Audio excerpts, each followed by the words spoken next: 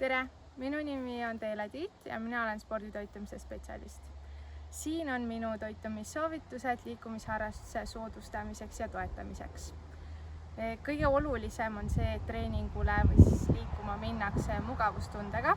See tähendab seda, et see tarbitud toit peaks olema seeditud ja omastatud. Seega võiks jääda treeningu ja põhitoidu korra vahele 1,5 kuni 4 tundi, sõltuvalt siis toiduportsjoni suurusest ja toidu kompositsioonist.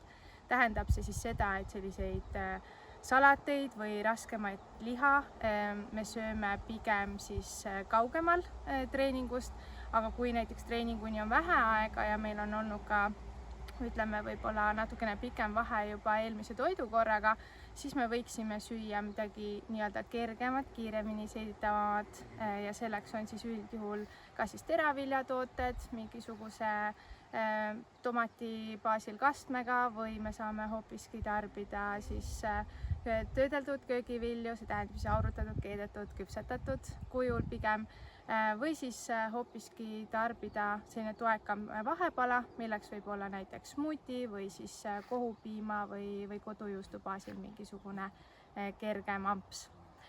Kui me räägime sellistest spordialadest, mille puhul võib-olla soolestik saab natukene tugevamat sellist mõjutust, näiteks nagu jooksmine või pallimängud, siis peaks jätma suurema vahe toidukordade vahele, et tõesti see toit oleks pigem sellise heaolutunde juba tekitanud ja energia oleks saadaval. Et kuna see tegevus iseenesest juba ärritab veidi soolestikku, siis on kergemad ka erinevad seedeprobleemid tekkima. Väga oluline on see, et terve päeva jooksul regulaarselt tarbitakse ka vedelikku.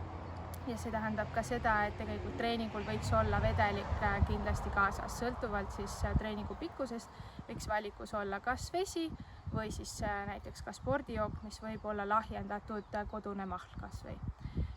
Nii et need on sellised olulisemad asjad, millele tähelepanu pöörata ja kindlasti võiksite ka süüa pärast enda liigutamist, sest keha vajab taastumiseks ikkagi toitaineid ja see tähendab, et me siis sööme täisväärtuslikku toitu ja tarbime sinna kõrvale ka vedelikku.